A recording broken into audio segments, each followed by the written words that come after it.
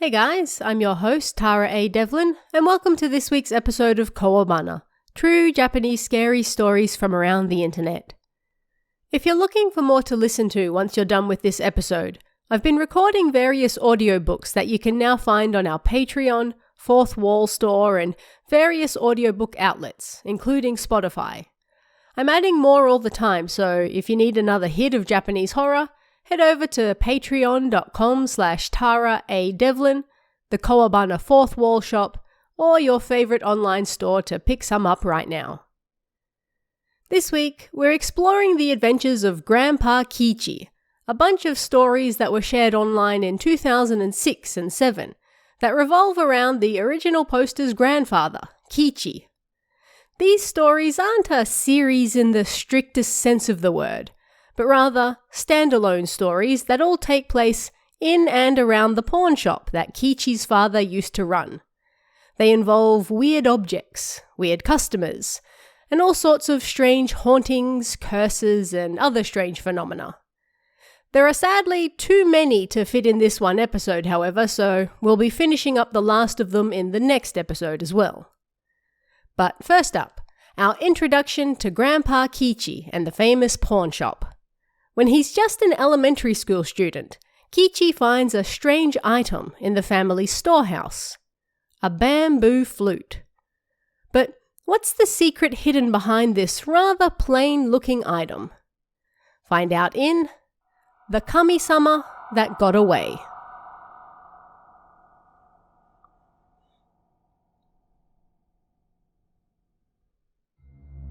Let me tell you some stories about my grandfather. Long ago, our family used to run a pawn shop, but this was only until my grandfather was 17, so I've only heard stories about it. But they were pretty interesting stories. Our family lived in a pretty rural area, and when Grandpa was in elementary school, people of the time treated things like ghosts, kami-sama, yokai, curses and such as natural occurrences.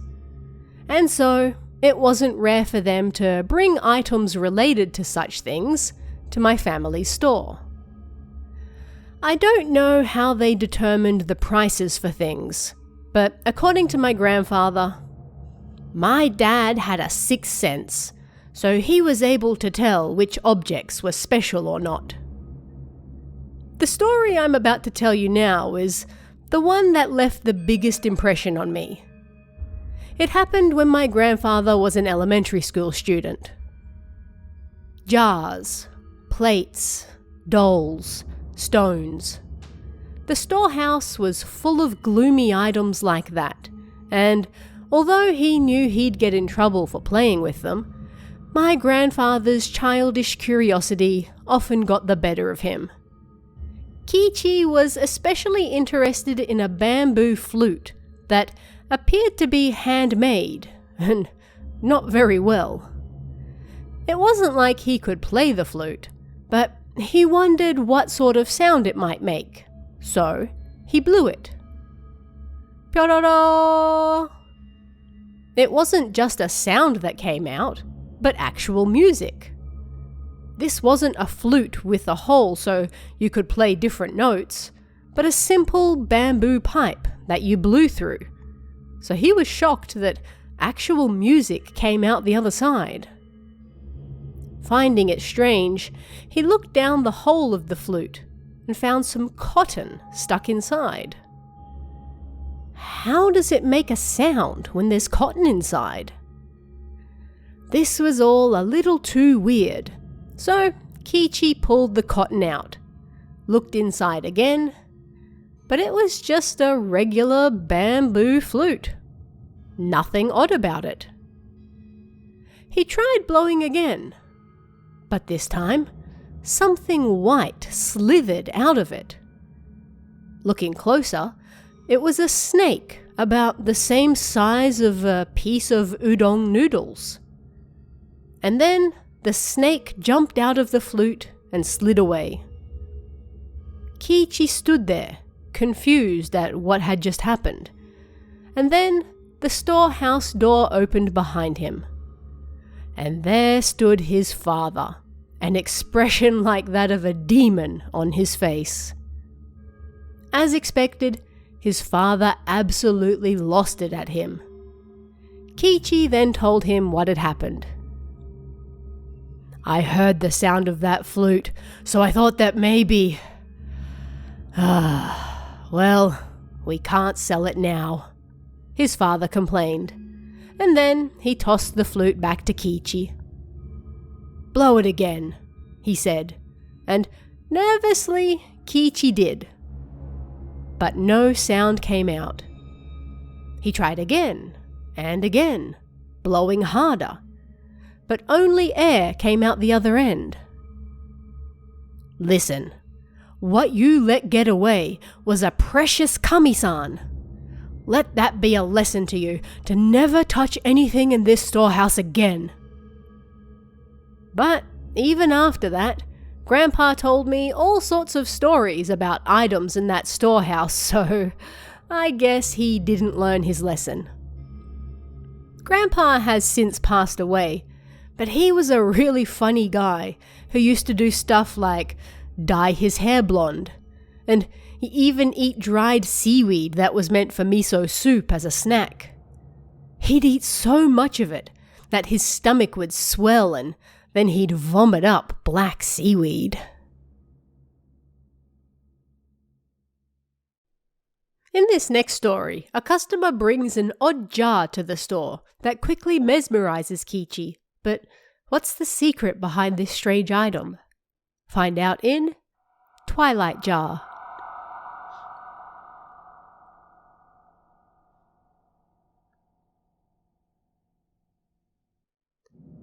Kiichi's father was also an appraiser, so sometimes he would have to watch the store while his father visited a customer's house to inspect their larger items. But it wasn't like he could appraise and put a price on items himself, so if customers ever came to sell things, he would have to tell them to come back the next day. He could only deal with customers who actually wanted to buy something. However, being a pawn shop in the middle of nowhere, they didn't get a whole lot of customers. And yet, one time, they got a rare customer who arrived with something rather large. "Ah, crap. They're here to sell something," he thought. And when he went to tell them they'd have to come back another time, the customer put the item wrapped in cloth on the counter. When they opened it, there was a gorgeous crimson red jar inside. It was bumpy all over and seemed to have a pattern of trees with black glaze on it.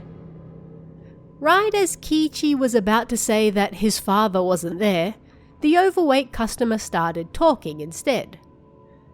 This customer collected antiques for fun, and although this jar was made by an unknown artist and thus was of no value, there were some people who were willing to throw their life savings at him to buy it, while others said it was no more than trash that belonged in the bin.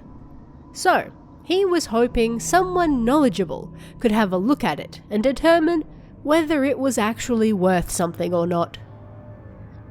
Kiichi had no interest in the jar, but his eyes traced the pattern as the customer spoke, and then he heard a sound coming from inside it. The customer continued talking like his life depended on it.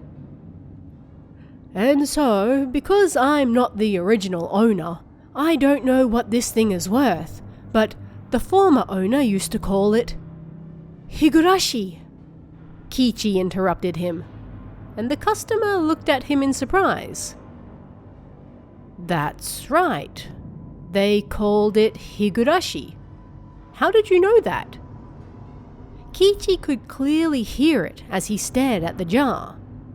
The sound of Higurashi, or cicadas, that sounded just like a hot summer evening. "Sir, this jar is dangerous. It steals people's souls, so it must be cleansed right away. We'll take it off your hands for you," Kiichi lied. The jar had enchanted him, and he would do whatever necessary to keep it. And so the panicked customer left the jar there. As Kiichi stared at the jar, he felt like he'd done well. That guy had no idea how much this thing is worth, so it's better off here. And Dad's gonna be so happy I got it for free as well, he thought with a gleeful smile. But when his father got home and Kiichi happily explained what happened, his father was beyond upset. "You idiot! We appraise items here, and for that we need people to trust us, so they'll bring their goods here. Who on earth is going to buy something from us if we use underhanded tactics to get them? And who on earth told you that you could decide a price for a customer's goods?" And so the jar was returned to the original customer. Grandpa said that he would have given everything he owned to see Higurashi again. But then the war started and he had no idea where it ended up.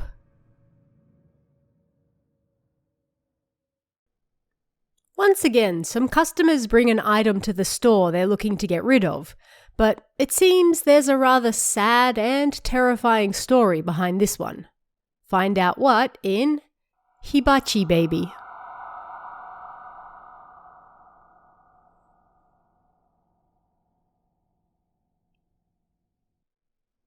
When Grandpa Kiichi came home from school one day, he found a slightly dirty hibachi heater in the store. Did a customer leave this here to sell? He wondered, staring at it. "That's expensive, so don't touch it," his father said as he came out from the back of the store. "Eh? This?" Kiichi said, unable to hide his surprise. "It's cursed," his father said with a grin, and Kiichi quickly stepped away from it. Sure, their store had lots of things like that, and when he asked his father who on earth would buy something cursed, he smiled. There are all sorts of rich folks who love strange things like this, and you have to take good care of those customers. The story of that hibachi went something like this. An elderly woman lost her husband quite young in an accident, and so she became unusually attached to their son. But when he got married and his wife moved in, there was strife between the new bride and her mother-in-law. This went on for a year until his mother fell ill. Then, 1 year later, she died while under her daughter-in-law's care. The son was overcome with grief. His mother had doted on him his entire life, and so he lost his mind at losing her. He ended up feeding his wife his own mother's bones 3 times a day, because he believed the legend that a woman who ate the bones of a person and got pregnant would then give birth to said person. The wife had no idea what was happening, but they were soon blessed with a healthy baby girl. The new parents took great care of her, but the child soon got sick, growing thinner and thinner by the day. The wife did all she could to care for her, but just 1 year later, their daughter looked like an elderly woman, and then one day, she said something shocking. "This woman killed me." The wife screamed, and as her daughter accused her of being a killer, she threw her into their hibachi. Yet the child held onto her sleeve and refused to let go, and so the wife also went up in flames. She screamed for help, but her husband fled, unable to believe her anymore. Next thing he knew, everything had burnt to the ground, and all that was left was the hibachi. His mother had loved that heater, and so he decided to keep it to honor her memory. However, night after night, that baby stuck her head out of it and called his name, he said. As for why he took it to their shop and not a temple, Kiichi's father said the man likely needed money after the fire, so he was able to snag it at a great price. But if you sell this cursed hibachi, what'll happen if the customer is also cursed? Kiichi asked. Well, I am a professional. If something is haunted, then of course I cleanse it before I sell it. I mean, if one of our customers died, then we'd go out of business. And this hibachi isn't actually cursed anyway. Looking at it, it's just a regular heater. What that man saw was no doubt just an illusion born of his regret and guilt. I mean, if anything is cursed, then it would be... A few days later, Kiichi read an article in the newspaper about a man who apparently screamed before jumping to his death in a fire. His father checked the store's account book. It had the names and addresses of customers in it. Grinned, and then asked Kiichi to watch the store as he changed into his fancy shoes and took the newspaper and hibachi with him. Kiichi figured they'd be eating well that night, but it was the first time he felt such complicated feelings over that fact. One of Kiichi's father's friends visits the store, this time with a rather interesting tale for him from his adventures in the outside world. What's the secret behind this traveling circus and the apparent magic they can perform? Find out in The Show Tent.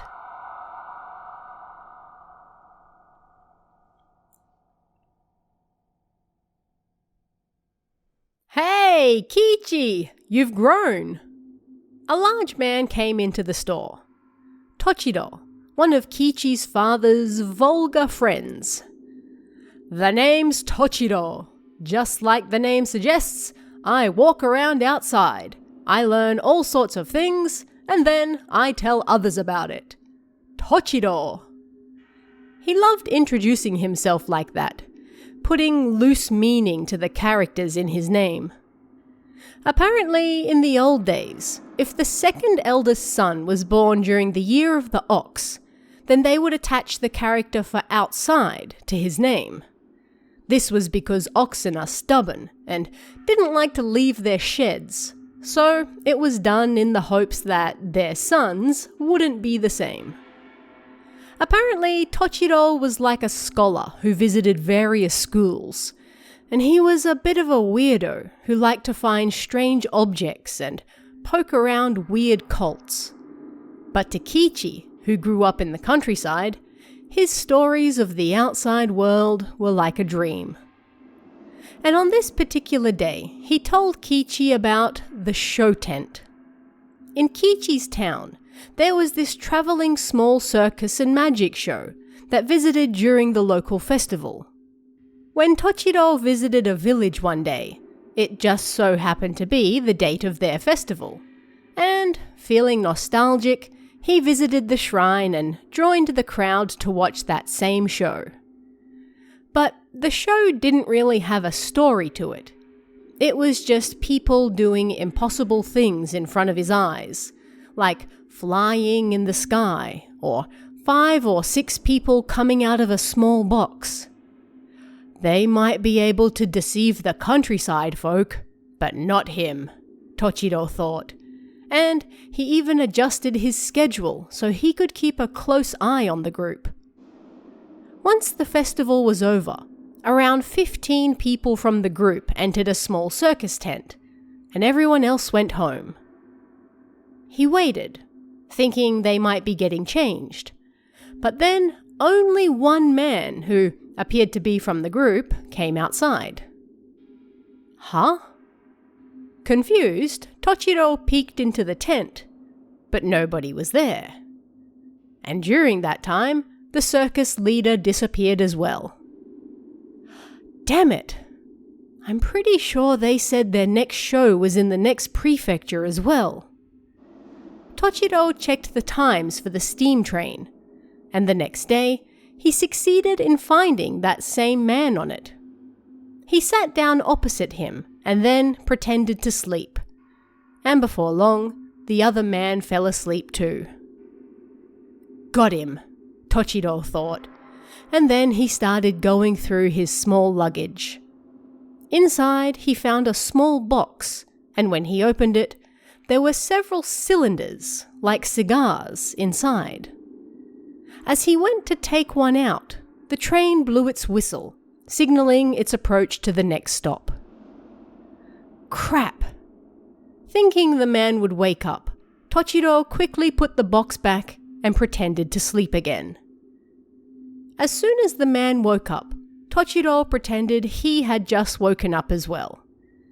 The man stood to get off the train, but as Tochiro also tried to stand, he realized he couldn't. He couldn't even speak. It was like he was paralyzed on the spot. "If you follow me again, I'll kill you," the man said as he walked past him, and then left.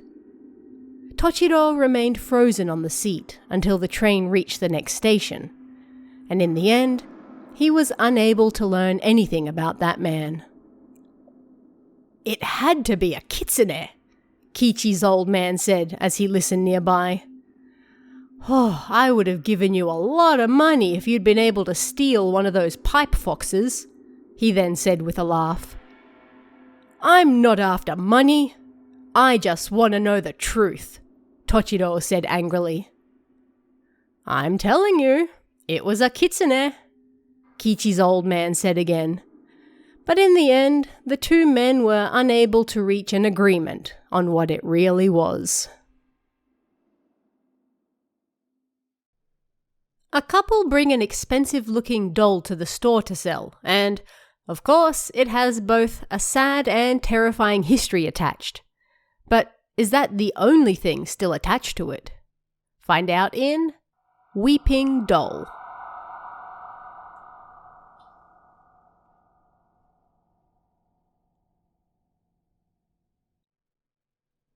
Kiichi heard his old man talking with some customers in the store.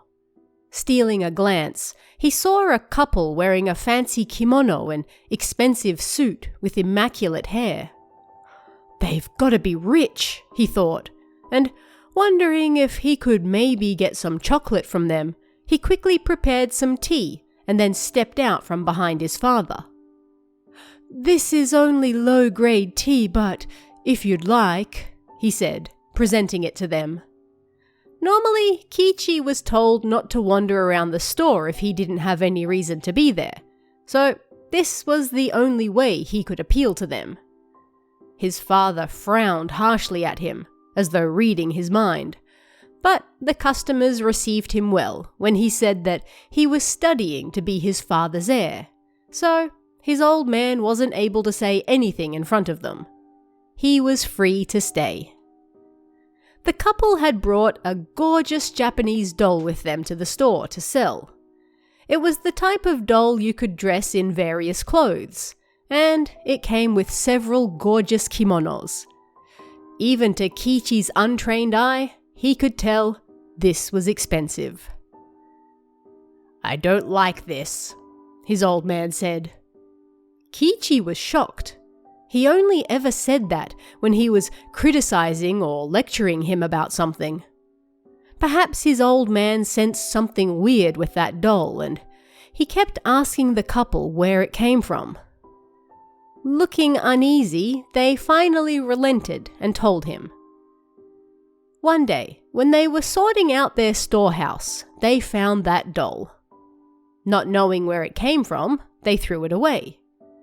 But when they woke up the next morning, they found it in the altar room, and it appeared to have been crying. Shocked, the couple tried to take it to a nearby temple, but the doll cried and cried, as though it didn't want to go. Too scared to burn it or even throw it away, but also unable to leave it in the house, the only thing they could think of was to bring it to the store. After thinking it over for a bit, Kiichi's old man decided to buy it off them for basically nothing. Kiichi had no interest in the business side of things, but he was annoyed that they not only didn't make a good sale, but that his father also asked him to help close the store after as well. "I'm gonna take this to the temple tomorrow to have it cleansed, so look after the store for me then, would you?" his old man said, annoying him even more. "Why would you take something so evil?" Kiichi said, upset. "It's not evil, and it's not even powerful. And I don't like selling things I don't understand well. This is just in case," he said. Kiichi returned to his room and went to bed, annoyed at the doll and annoyed that he wouldn't be able to go char fishing the next day either now. That night, he dreamt of the weeping doll clinging to him. He didn't know what the doll was saying, but it appeared to be asking him something.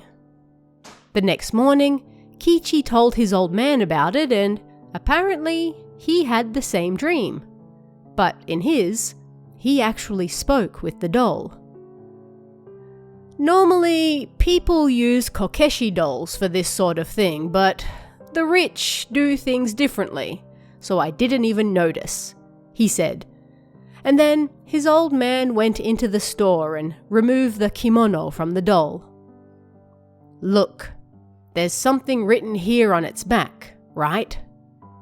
Kiichi squinted, trying to read the faded letters. And after a lengthy preamble, he saw, "In remembrance of our late child, Toyo." Where Kiichi lived, it was common for people to use kokeshi dolls in remembrance of lost children. The names of those unable to be born were written on kokeshi dolls, and then placed on the family altar for a year. And during that time, they couldn't get pregnant again. After that, the doll would be cleansed and burnt, and these condolence dolls or memorial dolls, they usually called them dearly departed dolls. According to Kiichi's old man, that doll was haunted by the child's mother. Losing her child and then unable to give birth again after that, she treated the doll as though it really was her child. And that residual regret remained within the doll, which was why it didn't want to be burnt. It probably thought they'd burn it if it was taken to a temple, but last night I promised it that it wouldn't be burnt or thrown away, that I was just taking it to be cleansed, so I don't think the doll will cry anymore, his old man said, and then he set out for the temple with the doll. After that, they quickly found a buyer for the doll. He made a rich person with strange tastes promise not to burn or throw the doll away, and then he sold it for a high price. And just like that, the dearly departed doll disappeared from Kiichi's life as well. In this next story, it's not Kiichi but rather his father who's entranced by a new item in the store, a silver watch. But it seems this watch has a long history and some rather shady tricks up its sleeve. Find out what in Silver Watch.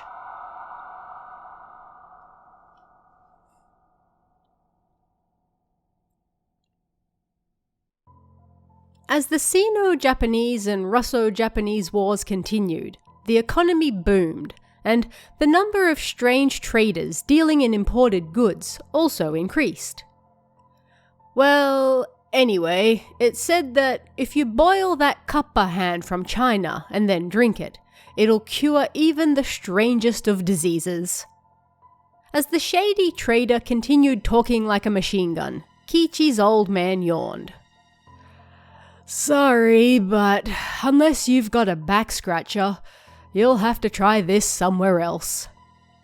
The overweight trader then rifled through his bag, pulling out various items and trying to sell those instead. Thoroughly bored, the old man's eyes suddenly lit up. "Hey, I'll buy that watch off you." The old man wasn't interested in what was in the trader's bag, but rather the foreign watch hanging by his hip. It was broken, but even Kiichi could tell at a glance that it was exquisitely made. The trader frowned, but being the skilled professional he was, Kiichi's old man got the trader to bring the price down 30%, and even got him to take some trash he was having trouble selling off his hands as well. His old man was in a great mood, but he couldn't understand why he was so happy with a broken watch. "Why didn't you buy that kappa hand? It was webbed and everything," Kiichi muttered. "It was obviously a fake made from a dried hand from that Kyo asshole," his old man said, and left it at that. At the breakfast table the next morning, his old man said, "I don't like it." Everyone froze. He only said that when he was in a bad mood. Then he left the house without even touching his chopsticks. Breakfast that day was his favorite. He hadn't scolded Kiichi for the last 3 days, and he was in such a good mood just the day before. So everyone was confused. Kiichi watched the store that day, and when his father returned that evening, he asked him where he went. The old man sighed. "You probably won't believe me, but this is the 4th time I've repeated this day. Whenever I sleep and wake up, it's this same day again." This didn't shock Kiichi. Rather, it was the fed-up look on his father's face that he'd never seen before that surprised him. His old man had opened that watch and found that screws had been put in deliberately so that it didn't move. He realized what this meant, but it wasn't until he took the screws out and the clock started moving. And then time stopped for him. I knew it. I knew it was haunted. So why? I thought I'd be okay, but I never thought this would happen.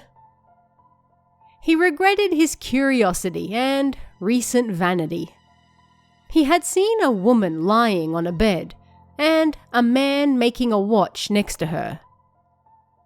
Let's mark the passage of time together.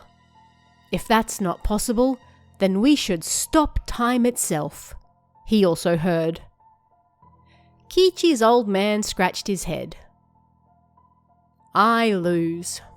Nothing that can be done about it," he said, and then he grabbed a hammer from the storeroom and brought it down hard on the watch before Kiichi could even scream. "Why? You liked it so much," Kiichi said, looking up at his father's face. "It's fine. If this is the worst thing that happens, well," he muttered, his face lacking vigor. Then, before he could even reach the alcove, he passed out on the floor in the living room. Kiichi had no idea why the spirit haunted the watch or what sort of battle or promise his father had with that spirit. And when he asked, all his father said was, "It's not a story for kids." But he did know that his father was a reasonable man to both things, people, and non-humans. And so Kiichi knew that his father must have spent those 4 days running around trying to help that spirit and even that watch. Jeez. He leaves me to run the store and then calls me a kid. Kiichi sat on the ground, sulking, and the very next day he helped clean the storehouse of his own volition for the very first time. In this next story, Kiichi has his first experience with a telephone, an item that's still rather rare at the time, and it's an experience he won't soon forget. Who is he actually talking to on the other end, and what do they really want? Find out in Telephone.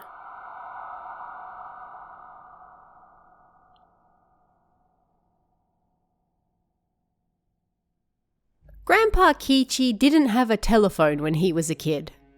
At the time, generally only places like government offices and big businesses had them. Kiichi had seen one several times at the city hall, but it was still a rather unknown machine to him. Then one day, he found a special phone in the storehouse, and this was a major event for him. He fled the storehouse, stomped over to the veranda and ran into the store. Hey! There's a telephone in the storehouse! In the storehouse! Why? He was so worked up he could barely speak in proper sentences, but his old man still understood him. Have you been digging around in there again without permission? He glared at Kiichi, but it had no effect on him. Hey, you can talk through that, right? Can I talk to Grandpa in the next town? Kiichi's eyes sparkled as he spoke, but his father ignored him as he cut his toenails. Idiot! We don't have a phone line. And if you want to speak to someone on the phone, well, the other person has to have one as well. His old man's cold tone quickly dulled his excitement. The only places around here that have a phone are the city hall, the military office, and the kimono store in the next town. And a kid like you has no reason to be calling any of them. Being treated like a kid once again, and then shooed out of the store, Kiichi felt his mood plummet. Apparently, he already had a buyer for the phone, so it was only in the storehouse for a few weeks. It was also apparently broken, but some vain rich guy wanted to mount it on his wall, just to show it off anyway. Phones at the time were rather large and hung on walls. Still, Kiichi snuck back in when his father wasn't looking, and spoke into the phone all by himself. So then, Dad got really angry and Mum was bawling her eyes out. Someone laughed at his story. Huh? Kiichi looked around, but there was nobody there. Not to mention, the sound came from the phone anyway. Hello? Who is this? Kiichi nervously asked. Hello? Came the response. Kiichi thought his father must have lied about the phone being broken to keep him away from it, and he happily continued speaking into it. Hello? After a short pause, there was a reply. Hello. I didn't intend to speak, yet your story was just so interesting. Forgive me for listening when I shouldn't have been. The voice sounded like that of a gentleman. Oh, don't worry about it. Anyway, which prefecture are you from? Kiichi was beyond curious about the person on the other end of the phone. Yes, I'm from a place very, very far away. You wouldn't know it, the man answered. Overseas? Like further than the Netherlands? Kiichi asked, and the man laughed. Yes, probably further than that. After that, Kiichi snuck back into the storehouse every night after his father went to sleep and picked up the phone receiver. Whenever he said hello, then the man on the other end would answer. The man's stories were so interesting and real that one day Kiichi had to ask him a question. Sir, what kind of work do you do? The man seemed troubled for a moment before answering. Good question. I guess I used to do work that made people happy. Happy? Kiichi repeated. Well, I did all sorts of things. But for example, I would make sure that people got a lot of money. Hearing that, Kiichi figured he must have been a banker or something. Huh. So what do you do now then? This time, the man's tone lowered a little. I finished my term at my previous job and now I do the opposite. But it won't be long until I can return to that job and make people happy again. If his job was the opposite of giving people money, that meant he was taking it away. He must be a debt collector for the Yakuza, Kiichi thought.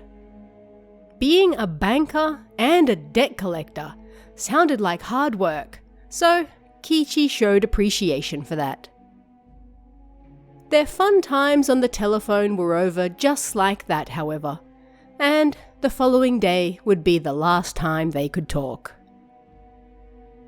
Hello? You don't sound very happy today. Is something wrong? Having worried the man, Kiichi told him he was sad. They ran a pawn shop and today was the last day they could talk because the owner of the phone was coming to collect it. I see. That is sad, huh? But I'm glad. It's getting to the point where I can no longer hold off my own work, so I'm glad I didn't cause you any trouble. Kiichi didn't really understand what he was saying, but he was honestly a little happy that the man was also sad about their impending goodbye. I have one final thing I'd like to ask. Is the owner of this phone a rich person?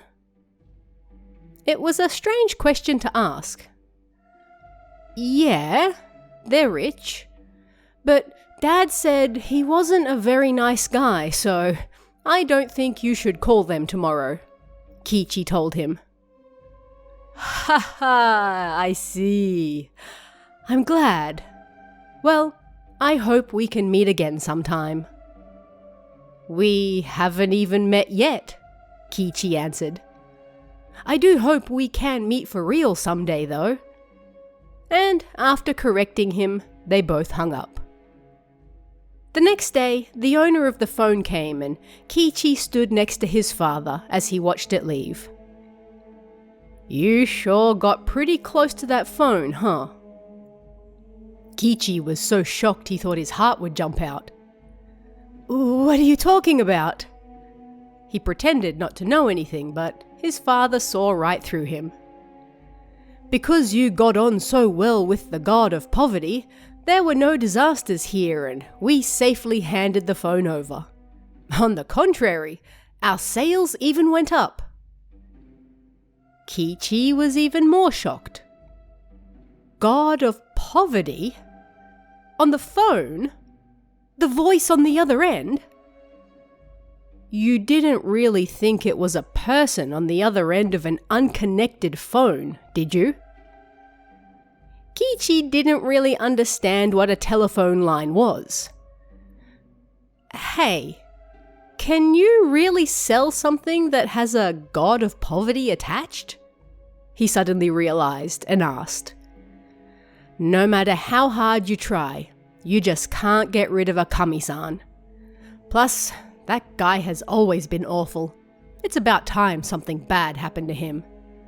Once he starts having money troubles, he'll no doubt bring it back to sell again. Maybe by then, he'll be a god of fortune again. His father laughed, cleared his throat, then gave a big yawn and disappeared into the living room. As Kiichi recalled all the conversations they'd had on that phone, his father stuck his head out again. I'll let it go this time, but if you get carried away and start snooping around that storehouse again, then I'm gonna hang you from that tree out the back, he said, glaring at Kiichi. Kiichi froze on the spot. He was once again reminded of how terrifying his old man was, and his words held power. I don't know what happened to the telephone after that, but Grandpa said that the first time he spoke on a phone connected to a telephone line, he still hoped he might hear that voice saying hello once again.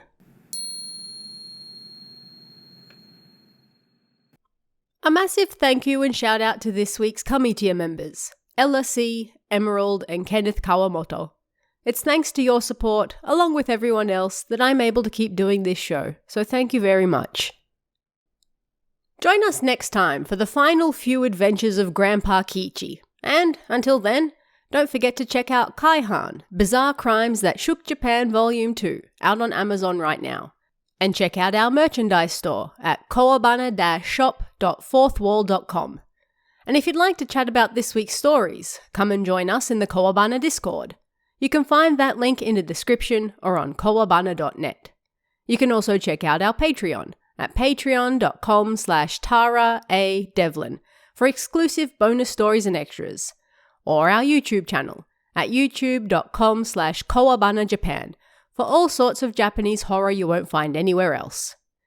Thanks guys, stay safe, and I'll see you again next time for even more Kowabana, true Japanese scary stories from around the internet.